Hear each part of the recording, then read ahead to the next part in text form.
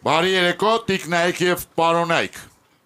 Մենք շարունակում ենք ինչ որտեղ երբ հայաստանյան խաղերի ձմեռային եթերաշրջանը, որն իրականացվում է Իգրա TV հեռուստաընկերության կողմից տրամադրված արտոնագրի հիման վրա և Հայաստանում ինտելեկտուալ շարժման պաշտոնական գործընկեր Լիգա Ինշուրանս ապահովագրական ընկերության հովանու ներքո։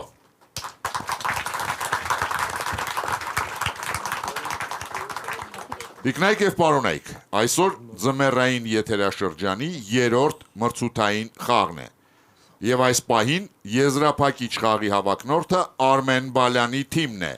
որը հաղթել է հեռուստադիտողներին 6-4 հաշվով։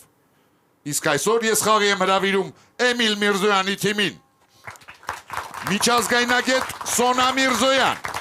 ոսկե և մարմարե արծիվների մրցանակակիր իրավաբան Արեգ Մալխասյան, թերապևտ Արսեն Ադոնց,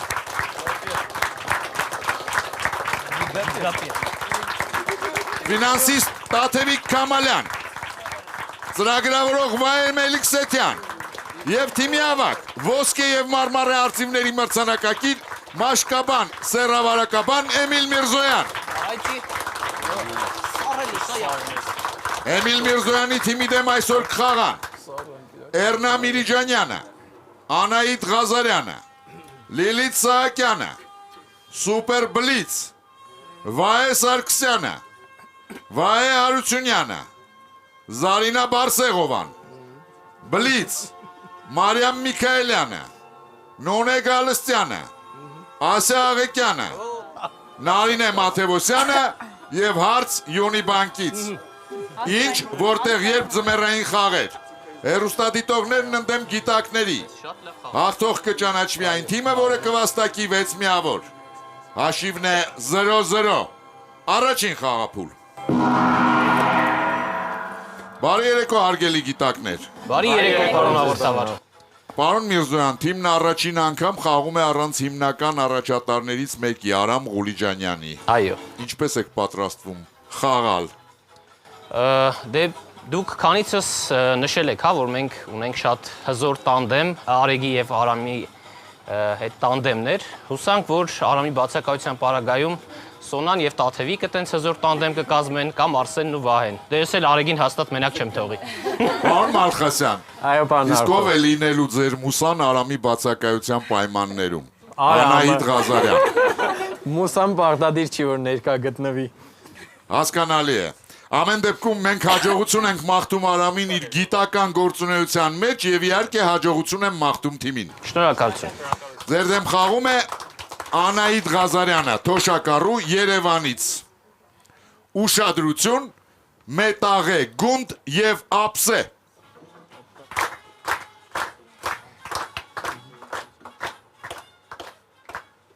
Իսկ հիմա ուշադրություն, հարցը։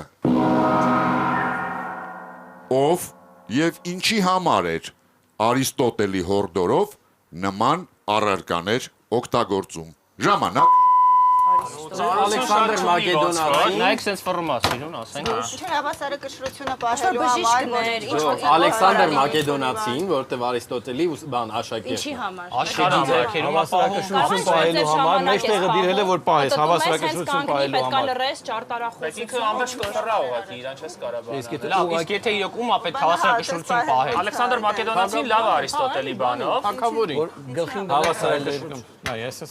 Ինչ որ պահի քայլի որ մեջտեղը բռնեցնի, այսպես չգիտեմ։ Ուրիշ ինչ որ Ձիու վրա ինչ-որ մի ձև անի կամ փողի ձիու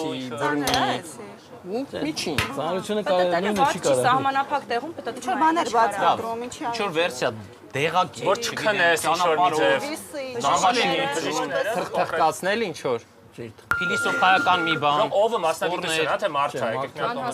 եթե մարդը մակեդոնացին ինչ դեպքում կարա։ Բայց ինչ էր անում։ Աշխարհը իր ձեռն ենք կանա հավասարակշիռ պահի, հա, այդպես ասելու։ Ինչի համար պետք է ասես։ Քեզ ժամանակ պահել։ Ժամանակ, պարոն Միրզոյան։ Արեգը կպատասխանի։ Լսում ենք ձեզ, պարոն Մալխասյան։ Ամենահայտնի մարդը Արիստոտելի հետ կապված թերևս Ալեքսանդր Մակեդոնացին է եւ նա երևի հորդորում էր Ալեքսանդր Մակեդոնացուն հավասարակշռություն պահել, ինչպես այս գունդը ափսեի մեջ։ Հասկանալի է։ Ուշադրություն, ճիշտ պատասխանը։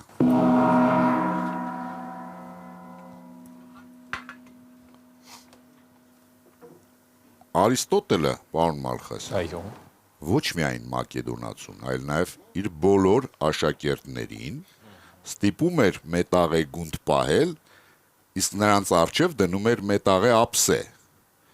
Երբ աշակերտները դասի ժամանակ քնում էին, մետաղե գունդը նրանց ձեռքից ընկնում էր ափսեի վրա, եւ նրանք կտրուկ արթնանում էին ուժգին աղմուկից։ Դուք այդ տարբերակը ունեիք եւ քննարկեցիք բավականին ժամանակ։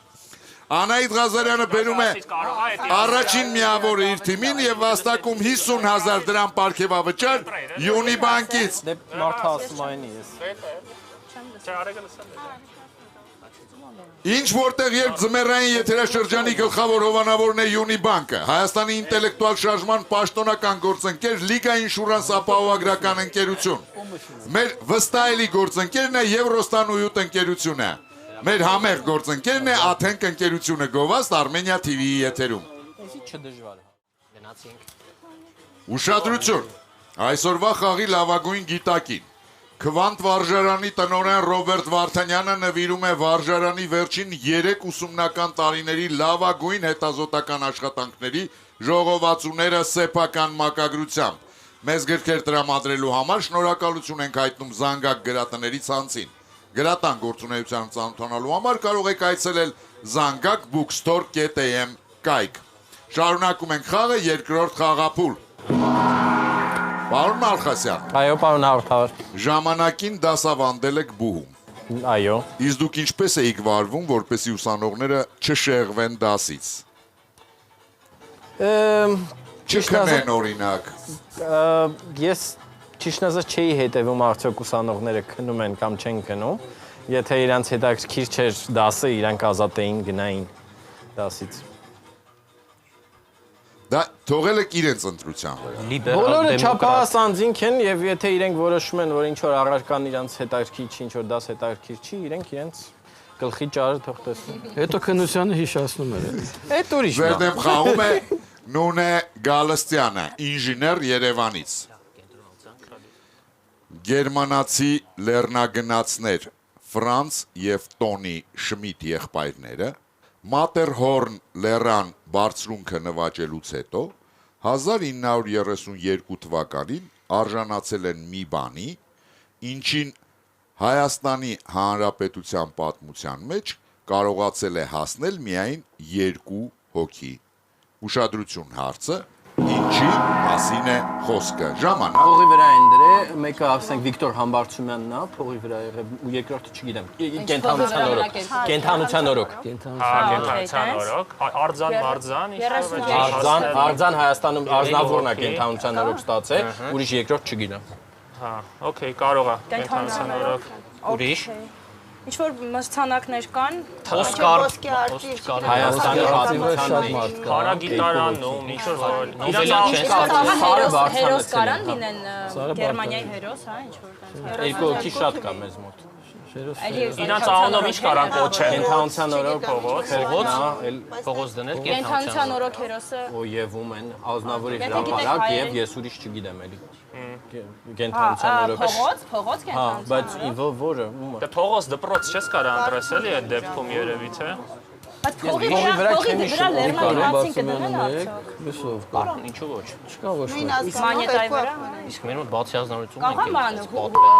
հուշանվերի մանետայի։ Ժամանակ։ Պարոն Մերզոյան, Այո։ լսում ենք ձեզ։ Ես կպատասխանեմ, պարոն հաղորդավար։ Ենթադրենք, որ այս եղբայրներին լեռնագնաց իրենց կենթանության օրոք արձան են կանգնեցրել Գերմանիայում։ Ինչպես եւ Հայաստանում, հա, ասենք Ազնավուրին եւ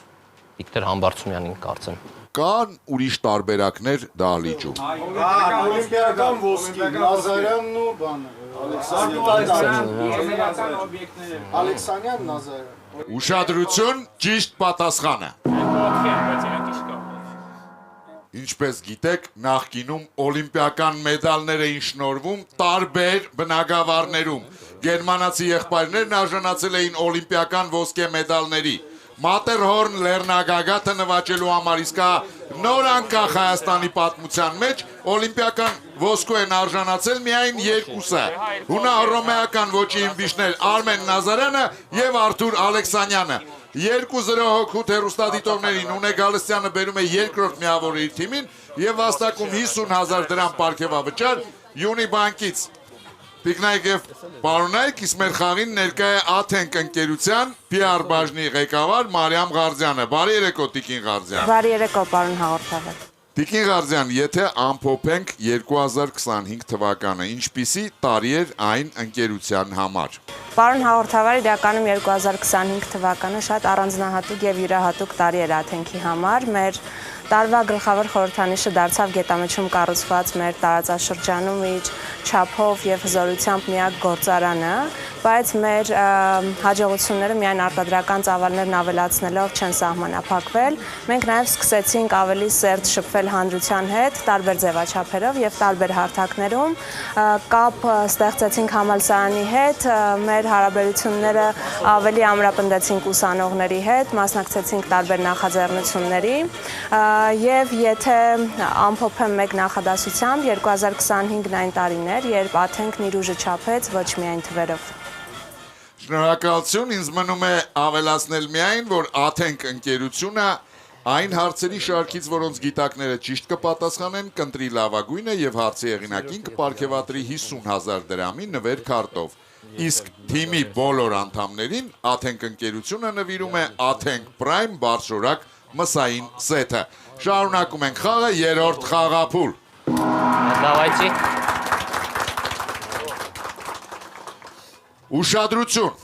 ինչ, որտեղ երբ ձմեռային եթերաշրջանի եզրափակիչ խաղում կշնորվի հեռուստախաղի գլխավոր մրցանակը, ոսկե արծիվը։ Եթե եզրափակիչ խաղում հաղթեն գիտակները, ապա գլխավոր մրցանակը, ինչպես նաև Յունի բանկի կողմից սահմանված 300,000 դրամ դրամական պարգևը կստանա այդ թիմի լավագույն գիտակը։ Իսկ եթե եզրափակիչ խաղում հաղթեն հեռուստադիտողները, ապա ոսկե արծիվն ու դրամական պարգևը կստանա լավագույն հարցի հեղինակը։ Սլաքի ուղղությամբ ձեր դեմ խաղում է Լիլիթ Սահակյանը, ուսուցչուհի բժնի գյուղից։ Շարլ Ազնավուրը մի առիթով գրել է. Համերգների ընթացքում իր ստեղծագործությունները կատարող երգիչը ունեցածը մի պահ մատուցում է հանդիսատեսին, բայց հետո, երբ իջնում է վարագույրը, եսասիրաբար նորից հետ է վերցնում իր տվածը։ Այսպիսով նա հիշեցնում է գոհ ու երջանիկ հոր։ Նա հաճույքով ուրիշներին է նվիրում իր ստեղծագործությունները եւ ինչքան էլ նրան թալանեն գրագողերը, այն երբեք չի լքում երգչին։ Ուշադրություն հարցը։ Իսկ ում է Ազնավուրը համեմատել ընտանիքի հոր հետ, որն ընդմիշտ զրկված է սեփական երեխաներին տեսնելու հնարավորությունից կամ դա կարող է անել շատ հազվադեպ։ Ժամանակ որ երկերը գրում է, ուրիշը երգում է։ Երգրողը, որ երկերը ուրիշներն են երգում։ Բարերը թե երաժշտությունը, թարապես երգրողը լավ է, կոմպոզիտորը։ Երգը գրում է, ուրիշը երգում է այդ երգը, որտեղ Ազնավուրը ինքն էր երգը։ Երաժիշտը կարա լինի։ Ինչ Երաժիշտը, նվագողը, երգը նվագողը։ Հազվադեպ դուրս է գալիս, օրկեստրովի յամայի Կոմպոզիտորը։ Դիրիժորը ինչ-որ։ Չէ, նվագողը երգում է, հետևից երաժշտություն է գնում։ Բայց շատ հազվադեպ ինչի։ Պետք է մեկը նվագի։ հազվադեպ է տեսնում։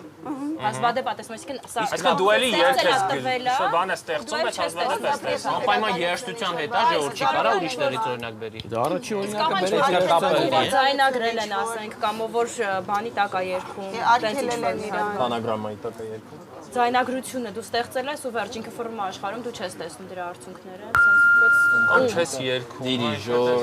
Զալովնայ։ բան, չես բանը,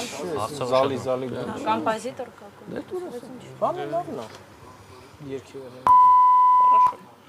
Պարոն Միրզոյան, դուք պատասխանում եք, թե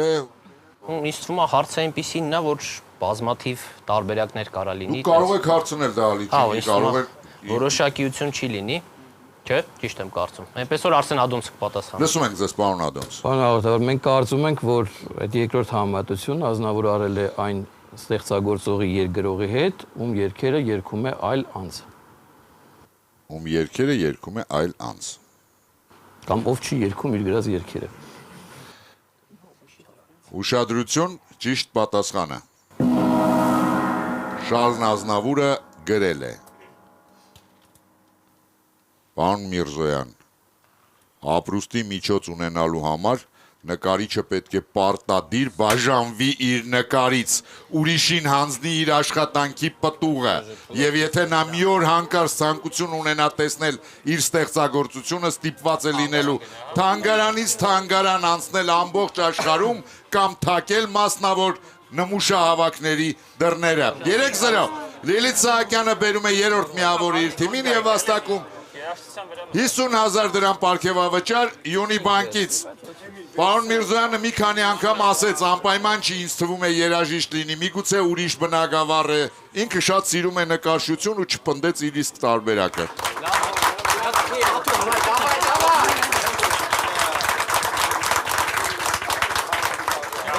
Չորրորդ խաղափուլ։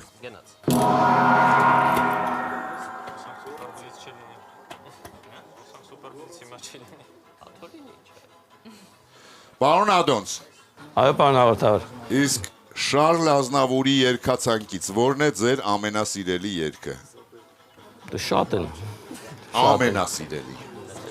Ամենասիրելին Արմենիան է։ Երկրաշարժից հետո գրվածը։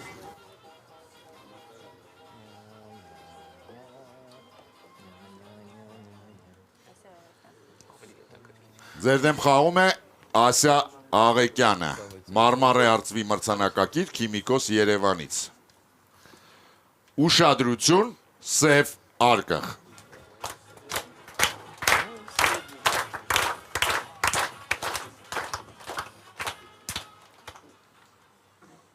Ձայնագրությունների իրականացման վաղ շրջանում բալանսավորված ձայն ստանալու համար նվագախմբի երաժիշտները պետք է գտնվեին ձայնագրող սարքից տարբեր հեռավորությունների վրա։ Սևարկում գտնվում է այն, ինչը երբեմն ստիպված էին լինում օգտագործել ամենաբարձր ձայն ունեցող գործիքներ նվագող երաժիշտները։ Ուշադրություն հարցը։ Ինչ է սև արկղում։ Ժամանակ։ Այնքան հերվից պետք, կողքի սենյակից պետք է ալնեին, էլի։ Այսինքն խոսափող կարա լինի բանը,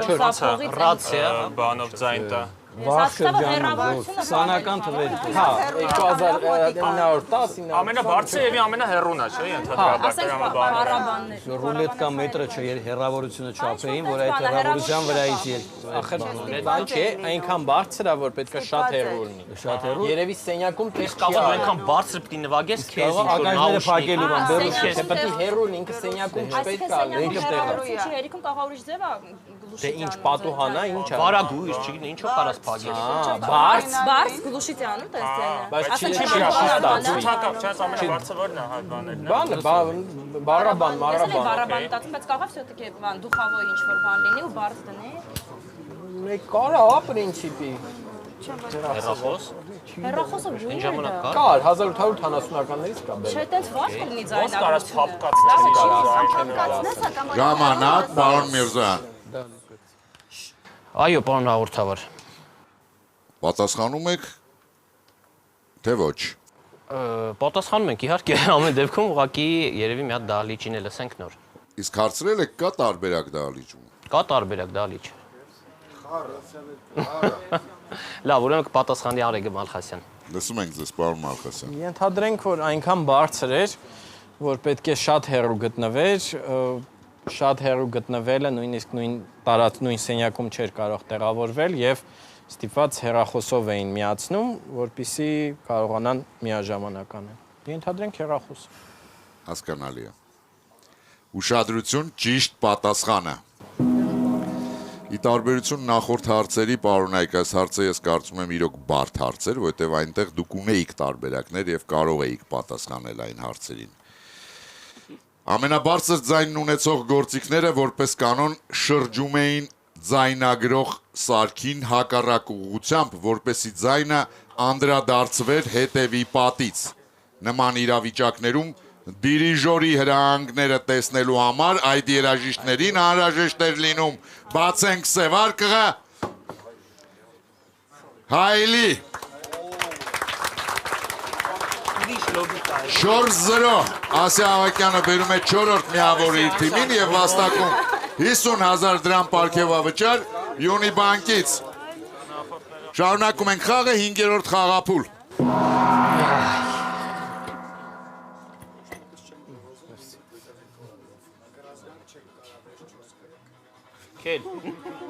Իսկ Արամը երկար է մնալու Միացյալ Նահանգներում, պարոն Էզիա։ Այո, Ոնց որ հաշիվն է հիմա։ 4 տարի։ հաստատ այս խաղին չի հասցնի։ Չէ, այս խաղին չէ, ես մյուս եթերաշրջանի համար եմ մտածում։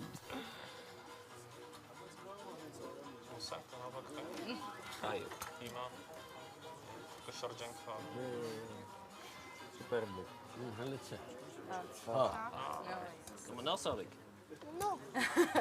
Զլակի ուղությամբ սուպեր բլից։ Ապա վիս պետք է։ Պարոն Երեք հարց, Աղոթավար, Արեգ որից- Մալխասյանն է մնում։ Արագ Մալխասյանն է մնում 3 հարց, որից յուրաքանչյուրին պատասխանելու համար գիտակին տրվում է 20 վայրկյան ժամանակ, որպեսզի թիմը վաստակի 1 միավոր, պարոն Մալխասյանը պետք է պատասխանի բոլոր 3 հարցերին։ Լռություն դահլիճում, ուշադրություն, առաջին հարցը։ Աստղագետ Հոքինսն այդպես է կոչել Սթոունհենջը։ Մարկ Տվենն այդպես է անվանել Նեապոլի բնակելի շենքերը։ Իսկ իսպանացի բանաստեղծ Լուիս դե Գոնգորան Սուրբ Լավրենտիոսի թագավորական պալատը։ Իդեպ շատերը այդպես են կոչում նաև չինական մեծ Պարիսպը։ Ալբերտ Մինասյանը Երևանից հարցնում է. Ինչ անուն էին առաջարկում բոլոր այս մարդիկ իրենց առանձնացրած վայրերի համար։ Ժամանակ Եկեք ասենք անցած անգամվա նման առաջին գնում։ Աշխարհի 8-րդ հրաշալիք։ հասկանալի է, ուշադրություն ճիշտ պատասխանը։ Սթոունհենջը, Նեապոլի բնակելի շենքերը, Սուրբ Լավրենտիոսի թագավորական պալատը եւ մի շարք այլ կառույցներ հավակնել են աշխարհի 8-րդ հրաշալիք անվանմանը։ Ուշադրություն, երկրորդ հարցը։ Այդ հռչակավոր Ջենովացու արձանը Բոստոնում 2 անգամ գլխատել են։ Ռիչմոնդում նետել են քաղաքային լիճը։ Մեխիկոյում, Կարակասում եւ Բուենոս Այրեսում փոխարինել են, սակայն վերջին դեպքում քաղաքի բնակիչները հասել են այն բանին, որ դա վերականգնվի, թեև ոչ նախկին տեղում։ Արմեն Գոմցյանը ԱՄՆ-ի Վաշինգտոն քաղաքից հետաքրքրվում է, ում մասին է խոսքը։ Ժամանակ Ճիշտ է, գիտնականները դեռ վիճում են արդյոք նա ջենովացի է թե ոչ, բայց Քրիստոփոր Կոլոմբոսի արձանի մասին էին կարծիքով։ Ուշադրություն, ճիշտ պատասխանը։ Ի տարբերություն Լատինական Ամերիկայի այլ երկրների, Արգենտինայում կա ուժեղ եվրոպական համայնք, ինչի շնորհիվ էլ հաջողվել է վերականգնել արձանը։ Խոսքը Քրիստոփոր Կոլոմբոսի եւ վերջինիս նվիրված արձանների մասին է։ Վճռորոշ երրորդ հարցը։ 13-14-րդ դարերում Դելիում կառուցվել է 72 մետրանոց Քութբ Մինար անունով հոյակերտ մինարեթը։ Պավել Ղազարյանը Չարենցավանից խնդրում է ձեզ պատասխանել, որն է պատճառը, որ այն գրեթե չի օգտագործվել ըստ նշանակության։ Ժամանակ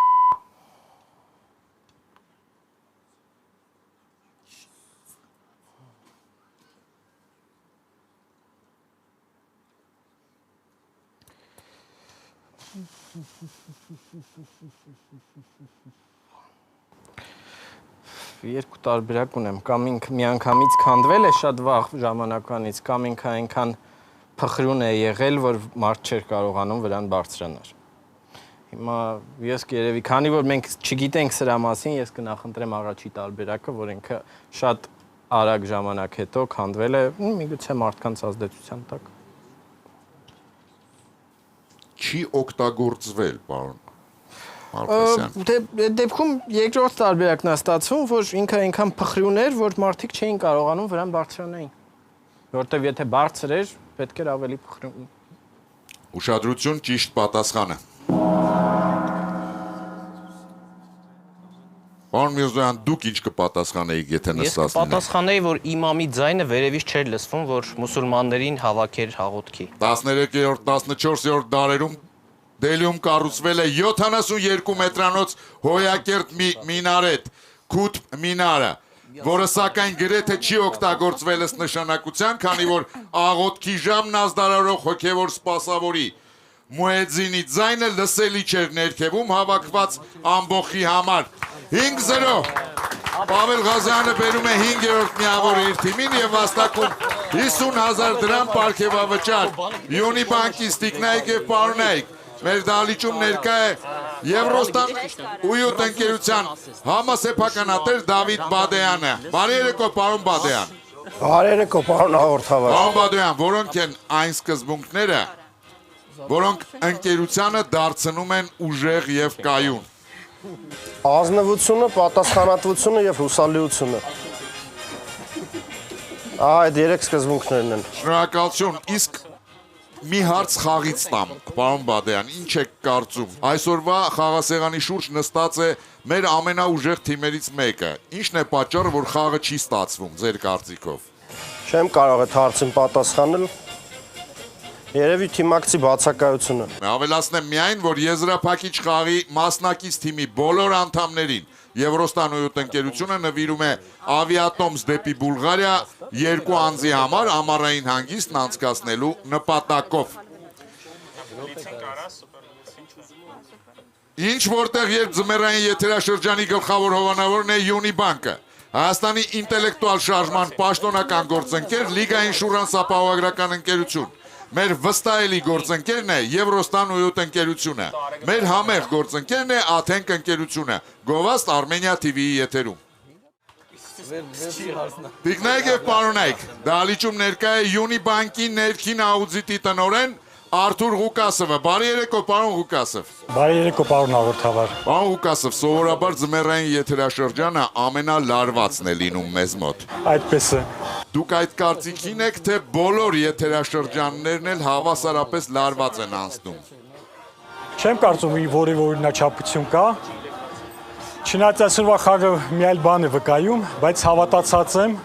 եւ հավատում եմ հաշվի առնելով թիմի փորձառությունը կմիաբանվեն եւ կգրանցեն իրենց հաղթանակը, պարոն հաղորդավար։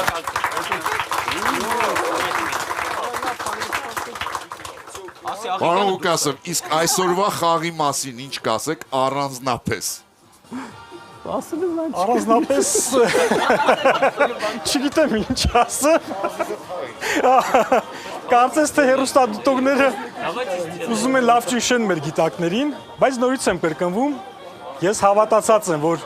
դեռ ամեն բան առջևում է։ Առայժմ ստացվում է հեռուստադիտողներին։ Այո, ստացվում է։ Եկեք ոգևորենք մեր գիտակներին, մեր ջերմ ծափահարություններով։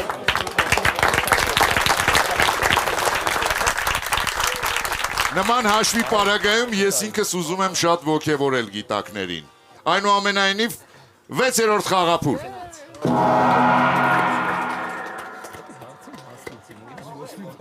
Հարգելի հեռուստադիտողներ, ձեր հարցերը կարող եք ուղարկել հետևյալ հասցեով. Երևան, Եղվարդի խճուղի 1, Armenia հեռուստատեսություն, ինչ, որտեղ, երբ հեռուստախաղին, կամ info@PR.am էլեկտրոնային հասցեով, ինչպես նաև 3w.tv.am կայքի միջոցով։ Այն նամակները, որտեղ տեղեկատվության աղբյուրը եւ ձեր հեռախոսի համարը նշված չեն լինի, չեն դիտարկվի մեր խմբագիրների կողմից։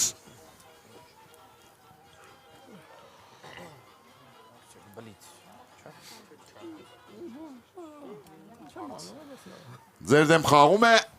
Նարինե Մաթևոսյանը, դասախոս Երևանից։ 2012 թվականին Բերլինում ստեղծվել է սմարթֆոների համար նախատեսված Blinkist հավելվածը, որը 15 րոպեի ընթացքում մոտ 75,000 գիտահանրամատչելի գրքերից քաղված համառոտ տեղեկատվություն է տրամադրում։ Ուշադրություն հարցը։ Ժամանակակից աշխարհում գործող որ կանոնն է, որով առաջնորդվում էր դեռ Բենջամին Ֆրանկլինը, հիմք ծառայել այս հավելվածի ստեղծման համար։ Ժամանակը փող է, էլի։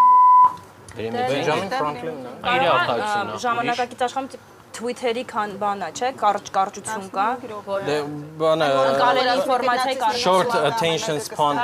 տենց բան կա, որ ուշադրությունը կա, բայց 15 րոպեում 75,000 Գրքերից բանա չէ բերում։ բանը Կարճ ինֆորմացիա։ Բլինքիստ է ասում, ինչ-որ արտակարգ է, էլի ինչ-որ Իսկ դա նշանակում։ կանոն է։ Հա? Կանոն է։ Ժամանակը փող է, թե պրոստը թե որ արտահայտություն։ Դե արտահայտություն է։ ժամանակակից աշխարհում։ կանոն կա։ Ինչ կա Այդ դուրները չգալիս։ Միշտ պետքա կարդալ։ Սահմանափակ Ժող կարող է սիմվոլների կանոնը տիպը օրը 15 րոպե առնվազն պետքա կարդաս կամ տենց ինչ որ Հա կանոն։ տենց բան լսել եք։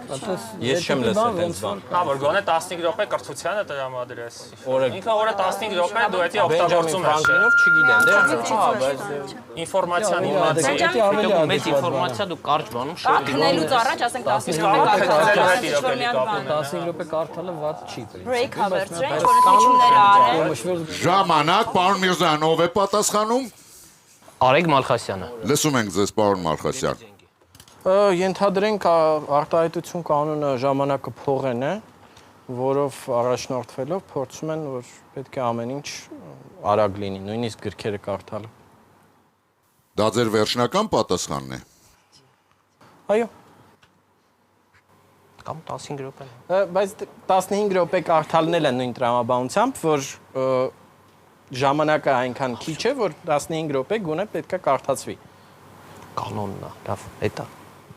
15 րոպեն է, թե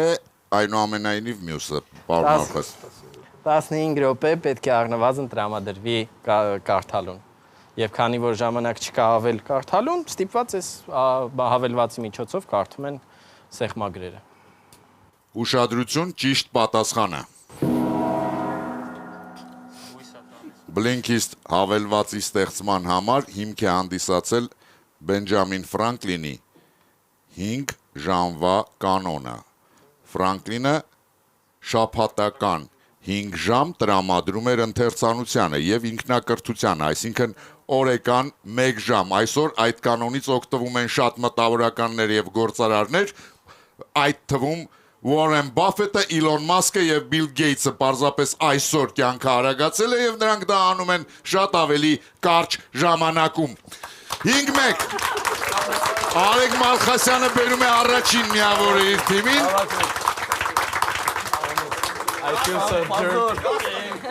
Իսկ մենք շարունակում ենք խաղը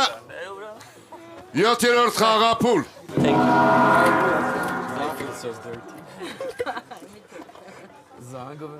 Պարոն Մալխասյան, Այո, պարոն Հարթավար։ իսկ դուք առաջնորդվում եք Ֆրանկլինի 5 ժամվա կանոնով, թե ոչ։ Պոդքասթ լսելը կհամարվի որպես գիրք կարդալ։ Դե նայած պոդքասթում ով է խոսում, որովհետև մենք հիմա ում ասես տեսնում ենք պոդքասթներում։ Չէ, գիտական կամ ինչ որ գիտահետազոտական Օրինակ Սիմոն Բոլիվարի մասին։ Օրինակ Սիմոն Բոլիվարի մասին վերջերս լսում էի։ Եթե գիտական է, կարծում եմ այո։ Ուրեմն այո։ Ուրեմն այո։ Ընդ որում պոդքասթը 15 րոպե չի, ավելի երկար է։ Իմ ճանապարհն էլ աշխատանքի սովորաբար մի քիչ ավելի երկար է։ Ձեր դեմ խաղում է Վահե Սարգսյանը, մաթեմատիկոս Երևանից։ Հոգեբանները պարզել են, թե ինչպես են իրենց դրսևորում որոշակի գործողության պատրաստվող մարդիկ։ Որպես կանոն, նրանց շուրթերին ուրախ ժպիտ կա, հայացքը շատ բարյացկամ է։ Այդ գործողությունը կատարելուց առաջ մարդը հիմնականում մի քանի քայլի է դիմում։ Նախ զրուցակցի հետ քննարկում է եղանակը, հետո անպայման հետաքրքրվում է վերջինիս առողջությամբ եւ նրա ընտանիքի որպիսությամբ։ Ուշադրություն հարցը. Որ գործողության մասին է խոսքը։ Ժամանակ։ Պարկով փողա ուզում։ Լավ, քննարկենք։ Ուրիշ պարկով փող ուզելը, հա, օրինակ։ Որ պետք է ինչ-որ շողոքորթես, է։ Ոչ ասել, աշխատանքի չընդունել, բան,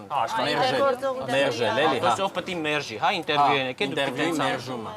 չես ասել ընտանիքը ոնց է քեզ Աշխատանքից ազատել է։ Սարյուն հանձնելն էի մտածում, բայց այդտեղ զրուցակից չկա, չէ։ ինչ որ պիտի ցավ պատճառից Այդպես թեթև ես էլի փորձում ցույց տաս, որ օքեյ ես։ Զրուցակից է։ Okay, ուրիշ զրուցակ։ Հետո բան պետք է ասես, ոչ թե անես։ Քննությունը ազնելիս ինչ-որ, քննությունը վատ գնահատական դնելը կամ դասախոսը եթե։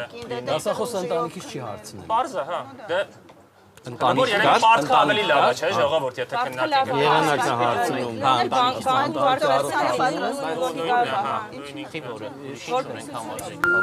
գործից հանելը, գործով փողը։ Գործը ունեմ, բայց Ինտերվյուն մերժել է, Բայց բայց պարտքով փողը երևի շատ ավելի ճշտացով է, էլի։ ինքը գործողություն է, էլի, հա։ Ուղղակի, բայց միանգամից ես ասում, հա։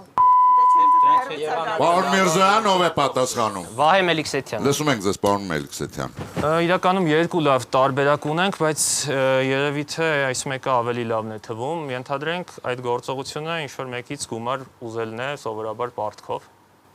Միշտ փորձում ես ինչ որ ուրախ շփիտով, բարյաց կամ ձևով ուզել։ Ենթադրենք։ Հասկանալի է։ Ուշադրություն, ճիշտ պատասխանը։ Հոգեբանները պարզել են, որ մարդը նախ զրուցակցի հետ քննարկում է եղանակը, հետո անպայման հետաքրքրվում է վերջինիս առողջությամբ եւ նրա ընտանիքի որպիսությամբ, եւ միայն այդ քայլերը կատարելուց հետո զրուցակցից պարտքով գումար է խնդրում։ 5-2։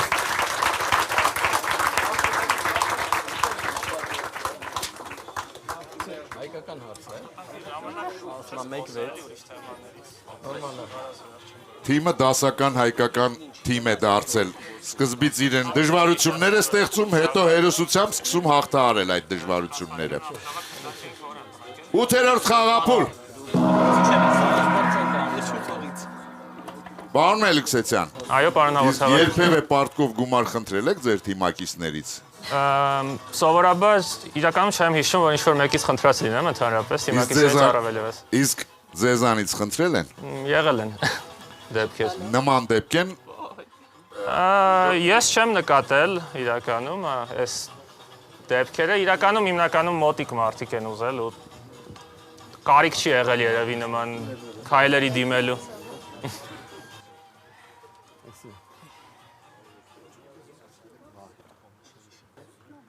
Ձեր դեմ խաղում է Վահե Հարությունյանը։ Շինարար Երևանից 1952 թվականին Հունաստան այցելելուց անտիկ մշակույթին եւ քանդակներին ծանոթանալուց հետո ճապոնացի գրող Յուկիո Միսիման հայրենիք վերադարձավ նոր հոբբիով։ Այն ժամանակ Ճապոնիայում դրանով գրեթե ոչ ոք չէր զբաղվում։ Սակայն Միսիման այնքան լուրջ վերաբերմունք ցուցաբերեց իր հոբբիի նկատմամբ, որ մի քանի տարի անց հանրագիտարանում այդ զբաղմունքին նվիրված հոդվածում տպագրվեց հենց իր լուսանկարը։ Ուշադրություն հարցը։ Որն էր Յուկիո Միսիմայի հոբբին։ Ժամանակ։ Դե այդ արդեն ասում է անտիկ քանդակներ մշակույթ։ Բնաբանությամբ ոչ մեկ չէր զբաղվում Ճապոնիայում, սկսել է այս մարդը հիմնադիրը։ 52 թիվ Կարող քարեր են սախտանում դեից։ Ինչ-որ քարեր են գողանում Ակրոպոլիսի հետ կապված մի բան։ Չէ, դժվար է, փոքր Ֆիլատելիա։ ֆիլատելիա մի բան կարող է։ Ֆիլատելիան կարա լինի, բայց Ուրիշ անտիկ է։ Հնություն քանդակներից ուր չի ասում, տեսա։ Քանդակագործությամբ ասում։ Քանդակագործությամբ Ճապոնական քանդակներ գիտեք։ Ուղիղ կլինի, մի քիչ պետք է երևի դուրս գանք բանից հարցը։ Գլինայից հասկսեն Մանետաները հավաքել, փողեր, դրամներ, գոնիստիկա, պիլատ, Հանդակների հետ կապ չունի Հունաստանը Սովորաբար գնացել, բան չի գնացել։ Անդականների շորերի շորերի Ակրոպոլա ձևավորում։ սպորտ կարա լինի ինչ որ սպորտ։ Նայել արձանների Օլիմպիական մարզաձև ինչ որ։ լեգենդաները։ Հա, դիսկ ցել, Դիտանյե դիսկը, կա ոչ մեկ չեն անում։ Չգիտենք, Այն Միրոնի դիսկն է, չեն նետում մի հատ ունի բան։ հայտնի բաներ։ Դա ժամանակակից բան պետք է լինի, էլի։ Այդ ժամանակների, որ ոչ մեկ չէր զբաղվում։ Պարոն Միրզոյան, Այո, լրություն։ Պատասխանում եք։ Կարծում եք պետքա պատասխանեմ։ Ես չգիտեմ։ Դուք որոշեք։ Այո։ Ով է պատասխանում։ Բայց ձեր թույլատվությամբ մի հատ դահլիճը լսելուց հետո։ Այդ դեպքում ես կարդում եմ հարցը, ոչ ոք հիմա ոչ մի ձայն չի հանում։ Տալիս եմ 20 վայրկյան, այդ ընթացքում դահլիճը ձեզ կփորձի օգնել։ 1952 թվականին Հունաստան այցելելուց, անտիկ մշակույթին եւ քանդակներին ծանոթանալուց հետո ճապոնացի գրող Յուկիո Միսիման հայրենիք վերադարձավ նոր հոբբիով։ Այն ժամանակ Ճապոնիայում դրանով գրեթե ոչ ոք չէր զբաղվում։ Սակայն Միսիման այնքան լուրջ վերաբերմունք ցուցաբերեց իր հոբբիի նկատմամբ, որ մի քանի տարի անց հանրագիտանում այդ զբաղմունքին նվիրված հոդվածում տպագրվեց հենց իր լուսանկարը, որն էր Յուկիո Միսիմայի հոբբին։ 20 վայրկյան։ Ճապոնական լավ է լուսանկարչությունը։ Բայց ուսումնասիրել Դե ճապոնացիները հայտնի են, որ իրանք ամեն ինչը նկարում։ Kodak, Nikon, puzzle, puzzle ասում։ Մեկը վերականգնել է։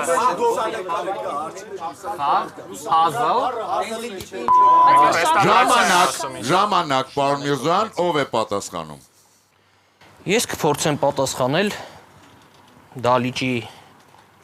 օգնությունը լսելով, երևի թե այդ հոբին լուսանկարչությունն էր։ Լուսանկարչությունը։ Անտիկ հետաքրքիր բան է։ Ուշադրություն, ճիշտ պատասխանը։ Հունաստանում Յուկիո Միսիման հրապուրվեց անտիկ արձաններով եւ սկսեց լրջորեն զբաղվել ուշադրություն էկրանին բոդիբիլդինգով։ Վայ Հարությունյանը բերում է 6-րդ միավորը իր թիմին Քննարկել ենք սպորտ։ եւ վաստակում 50,000 դրամ պարգևավճար Յունիբանկից։ Ես արձանագրում եմ հեռուստադիտողների հաղթանակը եւ նշում հաղթողների անունները։ Անահիտ Ղազարյան, Նունե Գալստյան, Լիլիթ Սահակյան, Ասիա Աղեկյան, Պավել Ղազարյան եւ Վահե Հարությունյան։ Տիկին Մարիամ Ղարդյան։ Այո, պարոն հաղորդավար։ Տիկին Ղարդյան, ով էր այսօրվա խաղի լավագույն գիտակը։ Պարոն հաղորդավար, կարծում եմ Արեգը։ Այսօրվա խաղի լավագույն գիտակ է ճանաչվում Արեգ Մալխասյանը եւ ստանում է Քվանտ վարժարանի վերջին 3 ուսումնական տարիների լավագույն հետազոտական աշխատանքների ժողովածուները վարժարանի տնօրեն Ռոբերտ Վարդանյանի մակագրությամբ։ Թիմի բոլոր անդամներին Աթենք ընկերությունը նվիրում է Աթենք Prime բարձրորակ մսային սեթը, իսկ Հայաստանի պետական սիմֆոնիկ նվագախումբը նվիրում է առաջիկա համերգի հրավիրատոմս 2 անձի համար։ Հիշեցնեմ նաև, որ ոսկե արծվի մրցանակակրին Հայաստանի պետական սիմֆոնիկ նվագախումբը նվիրում է 20-րդ համերգաշրջանի աբոնեմենտային քարտ։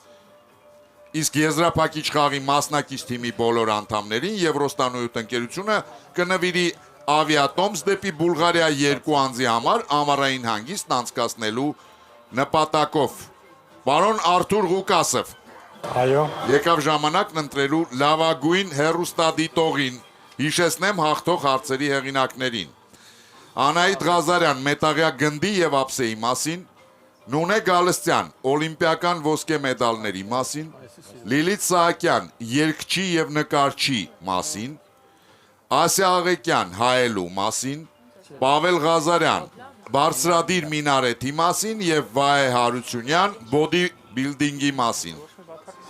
Եկեք ընտրենք տարբերակ 3-ը, երգչի եւ նկարիչի մասին հարցը։ Ազնաուրի ցիտատով երգչի եւ նկարչի մասին Լիլիթ Սահակյանը ճանաչվում է այսօրվա խաղի լավագույն հեռուստադիտող եւ ստանում է լրացուցիչ 50,000 դրամ գումար Յունիբանկից։ Հիշեցնեմ, որ Աթենք ընկերությունը այն հարցերի շարքից, որոնց գիտակները ճիշտ են պատասխանել, կընտրի լավագույնը եւ հարցի հեղինակին կպարգեւատրի 50,000 դրամի նվեր քարտով։